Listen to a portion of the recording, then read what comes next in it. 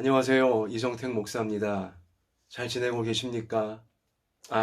코로나 확진자들이 계속 증가하고 있습니다. 우리 마음이 눌리고 염려가 되어지는 시기입니다. 우리 생활에도 많은 제약과 어려움들이 있습니다. 이런 때일수록 우리의 마음 관리를 잘 해야 되겠습니다. 그래서 오늘 예민해지지 말아야겠습니다 라는 제목으로 하나님 말씀을 우리가 잠시 예배드리며 함께 나누고 힘을 얻기를 원합니다.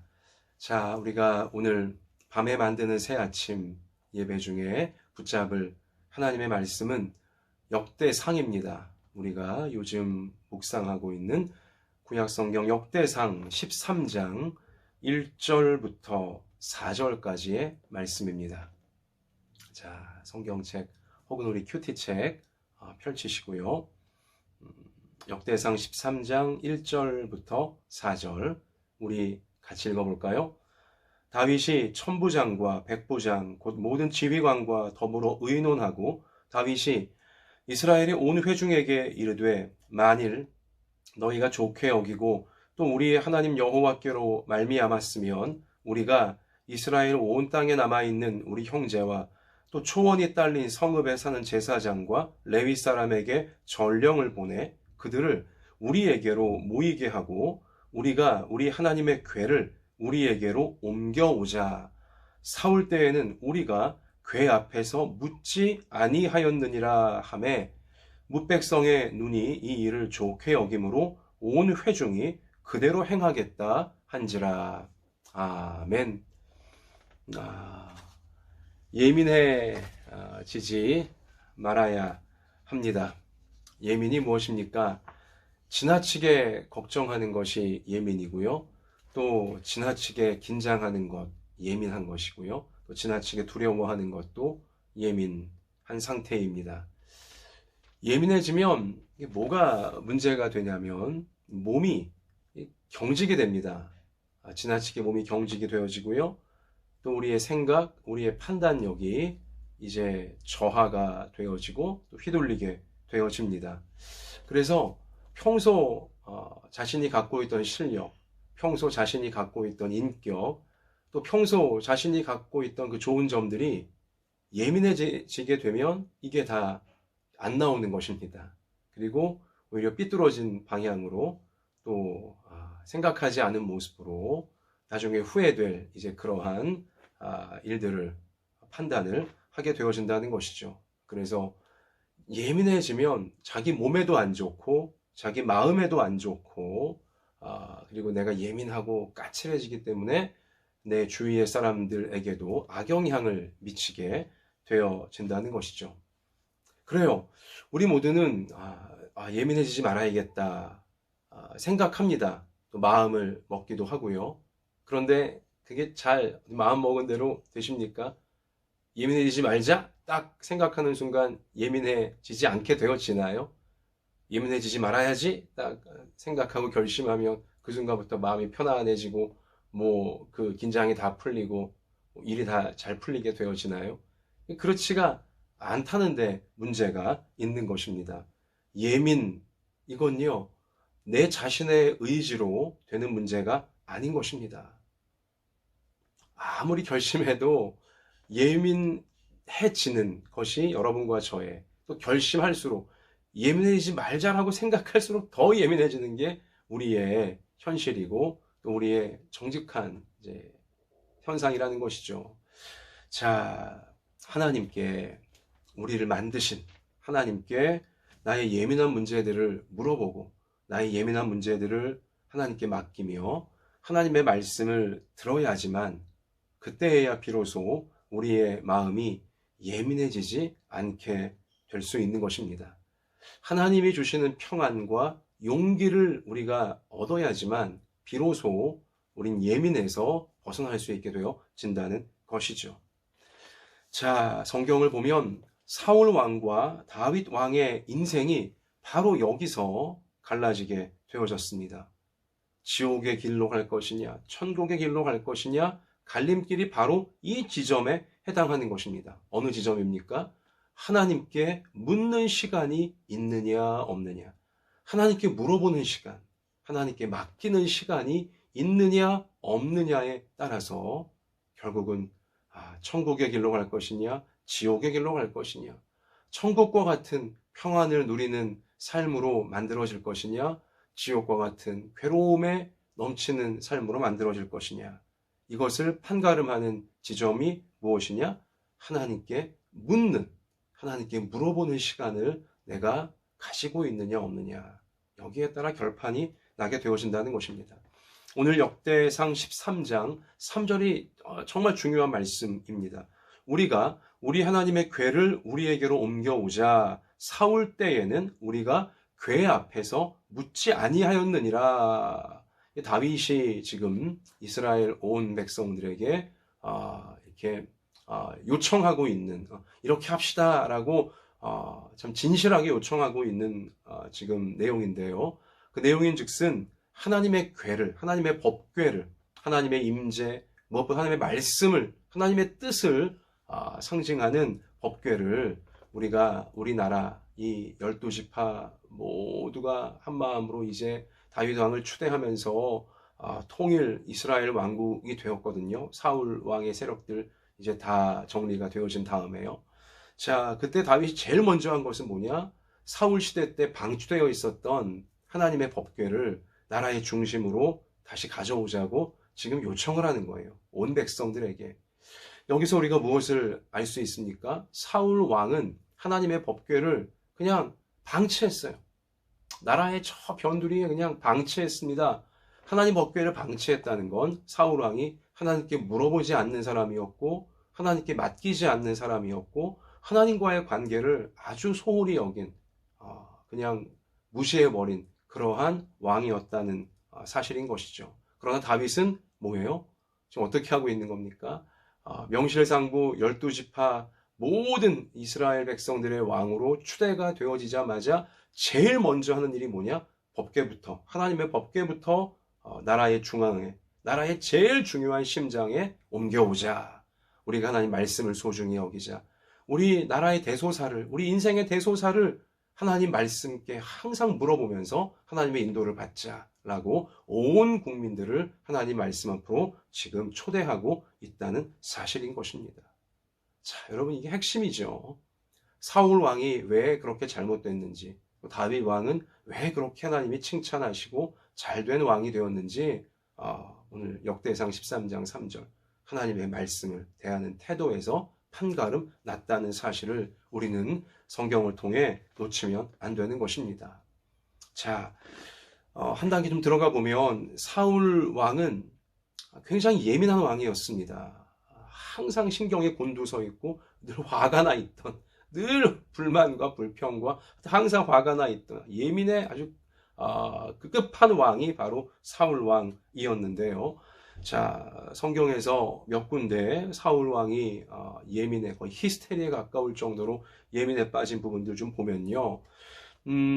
사무엘상 16장 14절 말씀 가서 보면 여호와의 영이 사울에게서 떠나고 사울이 하나님의 법궤, 하나님의 말씀을 그냥 중요하게 여기지 않고 버려버리니까 결국 사울의 영혼에서 하나님의 영이 떠나실 수밖에 없었어요. 구약시대에는 그러하였죠. 그러니까 하나님의 영을 사울이 버리자, 말씀을 버리자 하나님의 영이 사울의 영혼에서 떠나가 버렸습니다. 그리고 그냥 비어있는 채로 있다면 좋았으련만 하나님의 영이 떠난 마음을 악한 영은 귀신같이 알아챕니다. 그리고는 바로 이제 사울의 영혼에 악령이 들어오는 거죠. 악령이 그를 번뇌하게 한지라. 자, 악한 영이 들어오니까요. 그러니까 세상에 악한 마음이 들어오니까 결과가 뭐예요? 번뇌, 극심한 고뇌, 극심한 혼란, 극심한 괴로움, 번뇌에 사울은 빠지게 되는 것이죠. 예민하게 되어지면 번뇌에 빠지게 되어지는 것입니다. 또 이때에 너무 이 번뇌가 심하니까 사울의 신하들이 이제 다윗이라고 하는 소년이 있는데 수금을 타면서 이 수금 악기를 연주하며 찬송을 잘합니다. 다윗을 좀 불러와서 찬양하게 하면 악령이 떠나갈 것이라고 제안을 합니다. 그러자 사울 왕이 다윗을 데려오라고 하는 것이죠. 그게 바로 16장 23절. 하나님께서 부리시는 악령이 사울에게 이를 때에 다윗이 수금을 들고 와서 손으로 탄즉 사울이 상쾌하여 낫고 악령이 그에게서 떠나니라. 번뇌. 너무너무 예민해져서 온갖 이 괴로움과 번뇌가 이 마음과 정신을 막 교란시키고 있는데요. 그때에 어린 다윗이 수금을 타면서 찬송을 부르자. 그러니까 하나님을 부르는 거죠. 하나님의 은혜를 요청하는 거죠. 그러자 악령이 당연히 물러갈 수밖에 없는 거예요. 하나님의 은혜가 임하는 자리, 하나님의 통치가 임하는 자리, 하나님 말씀이 들어오는 자리에는 악한 영이 머무를 수가 없는 것입니다. 당장 도망가 버릴 수밖에 없는 거죠. 다윗이 수금을 타고 하나님의 이름을 찬양하며 하나님 말씀을 찬양할 때 번뇌케 하던 악한 영이, 예민한 모든 것들이 다 떠나가게 되어지고 상쾌해졌다. 사울이 상쾌해졌다. 이러한 이제 말씀의 능력을 체험합니다. 그런데도 사울은요, 계속 예민해져요. 인간적인 생각만 해요. 세상적인 생각만 해요. 그러다 보니 이제는 다윗이 수금을 타며 찬송을 불러도 악한 영이 떠나가지 않게 되어지는 그러한 참담한 영적 상태, 마음의 상태까지 빠집니다. 사무엘상 18장 10절인데요. 악령이 사울에게 힘있게 내림에 그가 집안에서 정신없이 떠들어대므로 다윗이 평일과 같이 손으로 수금을 타는데 그때에 사울의 손에 창이 있는지라. 자, 이 극도로 예민해지고 극도로 이제 어두워지면요, 청년들 표현으로 다크해지면, 흑화되어지면 증상이 또 뭐가 있냐? 정신없이 떠들어댄대요.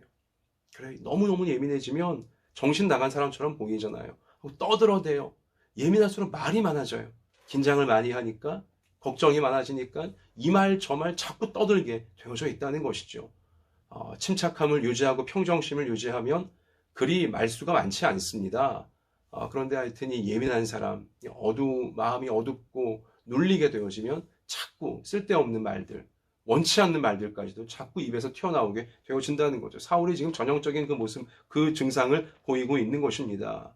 자, 그런데 이미 그 하나님 말씀을 마음에 두기를 거부하고 자기 인간적인 예민함과 세상적인 어떤 이런 그 예민함 가운데 잔뜩 빠져 있고 이게 계속 그런 상태로만 본인이 깊이 들어가다 보니까 다윗이 수금을 타며 찬송을 불러도 그 안에 있던 악령이 더 이상 떠나가지 않게 되어지는 상태가 되어지고, 심지어 이때 사울이 자기 손에 들고 있던 창을 들어서 어떻게 합니까? 아시다시피 죄송합니다. 다윗을 향하여 던지잖아요.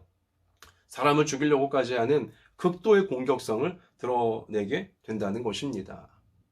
예민하게 되어지면 이런 끔찍한 이제 어떤 생각과 행동, 이런 상태에 빠지게 된다는 것을 사울의 모습을 통해 보여주는 것입니다. 또 이 사울이 블레셋과의 이제 큰 전쟁이 벌어집니다. 나라의 운명이 달려있는 전쟁이 벌어지게 되는데요. 너무 무섭고 두려운 나머지 이때는 이미 사무엘 선지자가 죽은 이제 이후였는데요.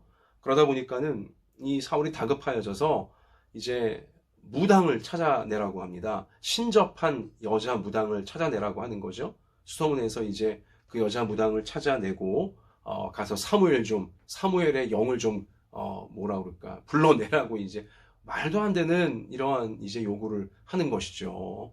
그러니까 사람이 예민해지기 시작하면 어디까지 갈 수 있는지, 어디까지 어리석어지고 어디까지 잘못될 수 있는지를 사울이 여실히 보여주고 있는데요.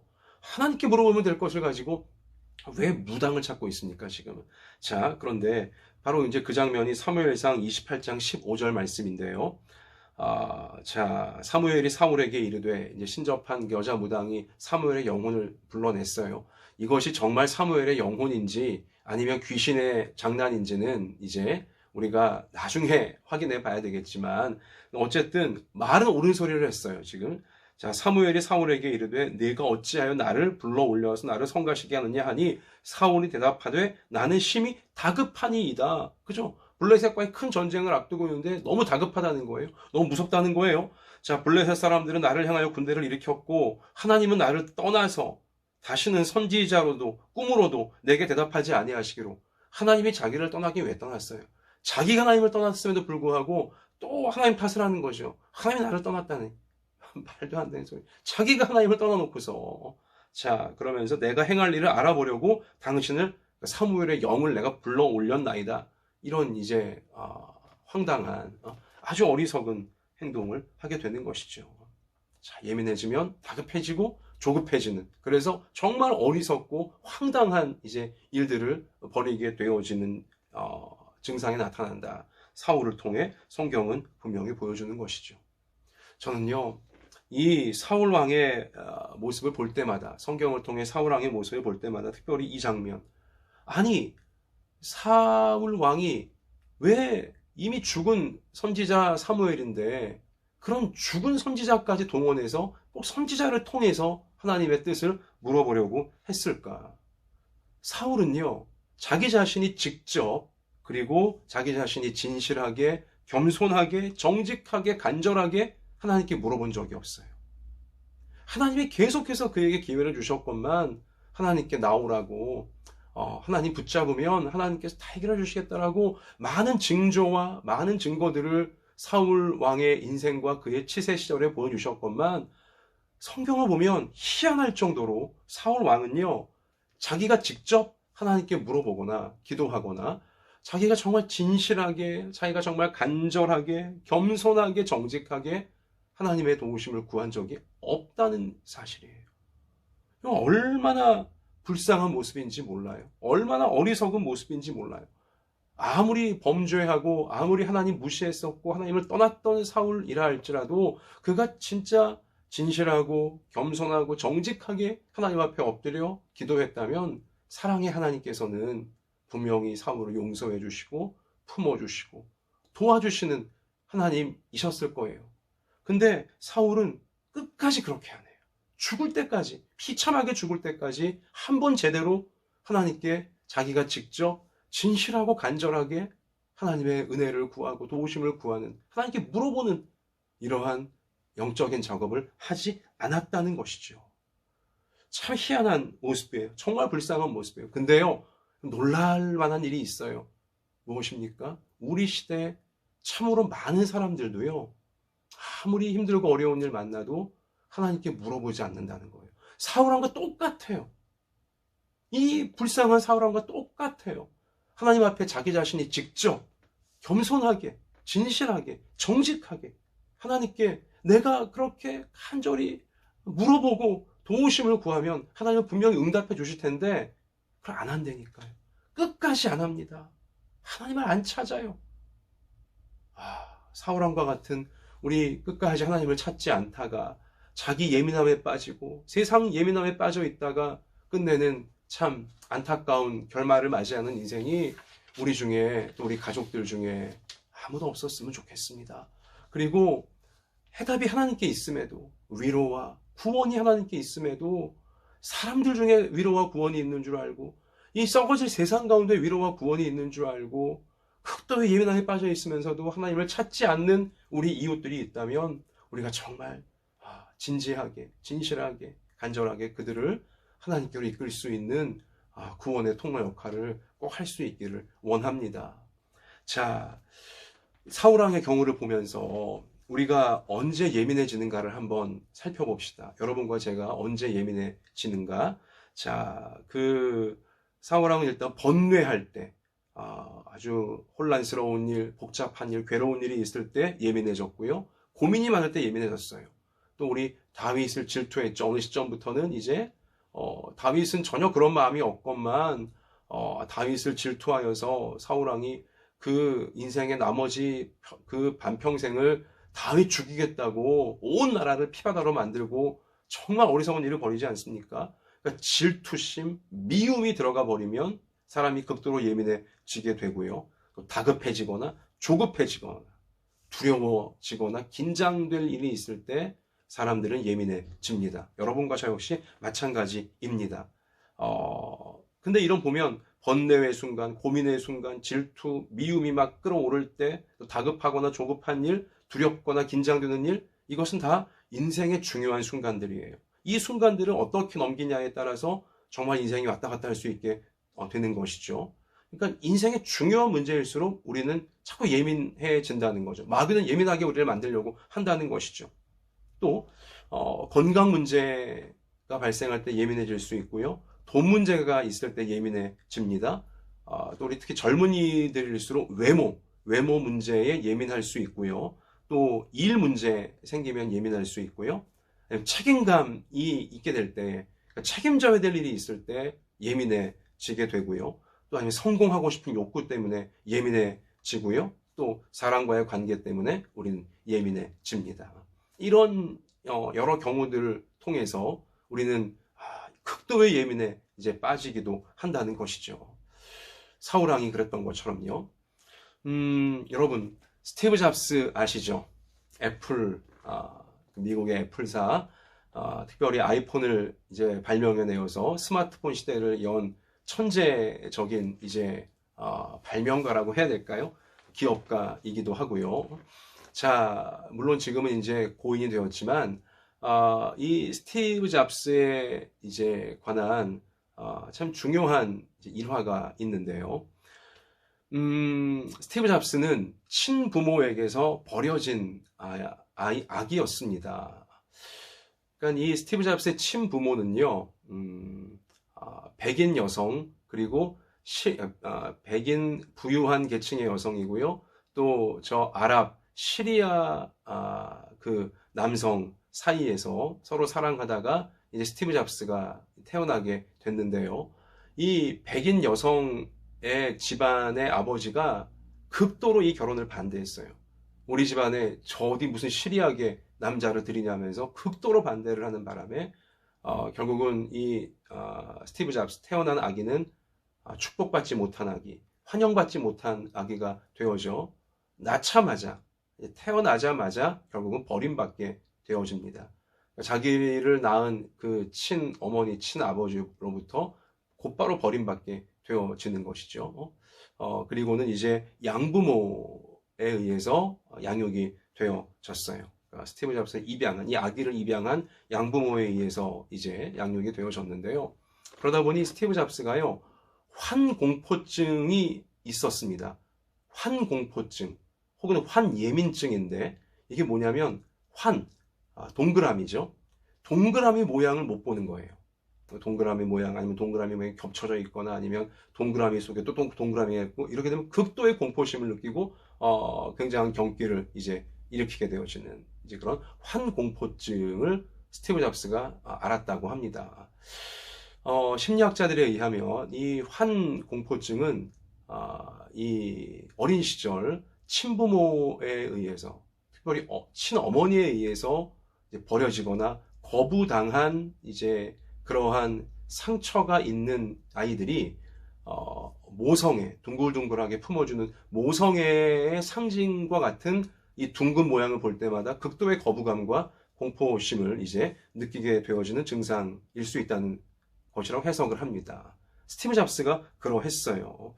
자, 근데 이제 스티브 잡스가 성장하는 과정에 특히 사춘기나 이제 청년 예민한 시절 때 주위에 있는 사람들이 뭐 그 내력을 알고 있으니까 스티브 잡스를 보면서 너는 아기 시절부터 친부모에게서 벌어졌다며 말을 함부로 하는 거죠. 그러니까 이렇게 입양하다 뭐 친부모가 너를 버렸다. 너는 뭐 태어나서 안 된 아기였다. 뭐 이런 식으로 이제 뭐 놀리고 뭐 툭툭 잘못된 말들을 던질 때마다 얼마나 괴로웠겠어요. 그래서 이제 스티브 잡스가 그런 말을 들은 날 이제 집에 들어와서 펑펑 울면서 괴로워하고 있으면요. 이 스티브 잡스의 양부모가 어떻게 했냐? 어린 스티브 잡스를 딱 앉혀놓군요. 매우 진지한 표정으로 눈을 지그시 바라보면서 이렇게 얘기해 줬대요. 우리가 너를 특별히 선택한 거란다. 잡스야, 우리가 너를 특별히 선택한 거란다. 라고 아주 천천히 반복해서 힘을 주어서 사랑을 가득 담아 우리가 너를 선택한 거란다. 계속 말을 해 주었다는 것이죠. 그래서요, 스티브 잡스는 자신의 회고록에서 이렇게 표현했어요. 저는 항상 제 자신이 특별한 사람이라고 생각했어요. 그렇게 제가 느끼고 생각하도록 만들어주신 분이 바로 제 양부모님들이셨습니다. 그래요. 그 공포증, 그 두려움, 그 예민함을 스티브 잡스는 어떻게 극복한 것입니까? 나는 양부모님에게 특별한 사랑을 받고 있는 아이다. 나는 특별한 사람이다. 라고 계속 말씀해 주시는 양부모님이 있었기 때문에 그것을 발판으로 삼아서 예민함과 공포증을 뚫고 이제 올라갈 수 있었던 것입니다. 여러분, 저는 이 글을 읽을 때 무릎을 쳤어요. 야, 이게 스티브 잡스만의 얘기가 아니다. 여러분과 저 역시 마찬가지. 이 땅의 모든 사람들 역시 마찬가지예요. 너는 특별하게 선택받았다. 너는 우리가 특별히 선택한 거야. 여러분, 이건 하나님 아버지께서 여러분과 저에게 성경을 통해서 항상 하시는 말씀이에요.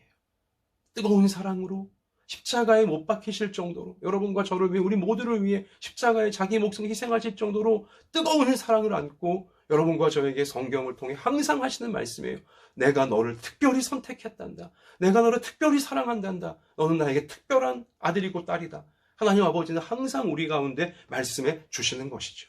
그러므로 사랑하는 여러분, 여러분과 제가 예민해질 때마다, 예민해지려고 할 때마다 성경을 펴시기를 바랍니다. 성경을 펴서 읽으세요. 그리고 성경을 펴서 들으세요. 하나님 아버지께서 나에게 하시는 말씀을 들으셔야 돼요. 뭐라고 말씀하신다고요? 얘야, 너는 내가 특별히 선택한 인생이야. 너는 내가 특별히 사랑하는 아들이고 딸이야. 내가 너의 인생을 지켜줄 거야. 잘되게 해줄 거야. 그 증거가 내가 너를 위해 십자가에 목숨까지 내어준 내 사랑이야. 이렇게 내게 말씀하시는 하나님 아버지의 음성을 들으시면서 모든 예민함과 모든 공포와 긴장과 두려움에서 뚫고 올라갈 수 있는 참된 평안과 용기를 얻는 우리 모두가 되어줄 수 있기를 축원합니다. 여러분, 다윗이 그랬어요. 다윗에게도요, 사울 왕에게처럼 예민한 일들이 왜 없겠습니까? 왜 없었겠습니까? 훨씬 더 많이 있었어요. 다윗에게도 번뇌와 고뇌의 시절이 있었죠. 그 아들, 친아들 압살롬이 아버지를 향해 반역했을 때 얼마나 큰 극심한 번뇌에 빠집니까? 또 질투하고 미워하는 마음이 없었겠어요? 사울 왕이 자기를 9번씩이나 성경에 기록된 것만 죽이려고 했는데요. 그러니 다윗도 사울을 향해 얼마나 그가 미웠겠고 얼마나 정말 그를 참 가만두고 싶지 않았겠어요. 또 다윗도 조급해지고 다급해지고 두려워지는 긴장되는 순간이 왜 없겠습니까? 골리앗 앞에 섰을 때, 그리고 다윗 그 평생에 얼마나 많은 전쟁을 그는 치러야 되었습니까? 그러나 다윗은 그럴 때마다 예민해지는 것을 사울 왕처럼 선택하지 않았어요. 그럴 때마다 다윗은요, 곧바로 진지하게 하나님께 물어보는 것을 선택했다는 것입니다. 하나님께 항상 예민해지려고 하는 순간 곧바로 다윗은 하나님께 물어보는 우리 그 길을 선택을 한 것입니다. 그래서 그는 아들이 반역할 때도 절망하지 않을 수 있었고요. 자기를 9번이나 죽이려고 한 사울 왕을 미워하지 않을 수 있었어요. 사울 왕을 죽일 수 있는 기회가 2번이 있었거든요. 완벽하게 죽일 수 있는 기회가. 그러나 다윗은 죽이지 않아요. 하나님께 맡겨요. 사울 왕을 미워하는 마음에서 완전히 벗어나서 자유한 모습을 다윗은 우리 가운데 보여주는 것이죠. 왜요? 하나님께 항상 물어보았기 때문에 예민해지지 않을 수 있었던 것입니다. 골리앗 앞에서도, 무수한 전쟁터, 무수한 적군들 앞에서도 다윗은 하나님께 물어보고 하나님 주시는 용기와 평강을 얻었기에 두려워하지 않았고 긴장하지 않았고 조급하거나 다급해지지 않을 수 있었던 것입니다. 그 고백을 다윗은 시편에 남겨놓았어요. 시편 18편 30절 보면 다윗의 고백인데요. 하나님의 도는 완전하고 여호와의 말씀은 순수하니 그는 자기에게 피하는 모든 자의 방패시로다. 아멘. 하나님은 하나님께 피하는 자에게 방패가 되어주십니다. 내가 하나님께 피할 때마다, 하나님께 물어볼 때마다 하나님은 나의 방패가 되어주셨습니다. 이러한 간증을 다윗은 남긴 것이죠. 다윗은 날마다 물어보았습니다. 시편 63편 6절, 내가 나의 침상에서 주를 기억하며, 침상, 밤에 잘 때죠. 밤에도 주님을 기억하며 새벽에 주의 말씀을 작은 소리로 읊조릴 때에, 새벽에, 아침이죠.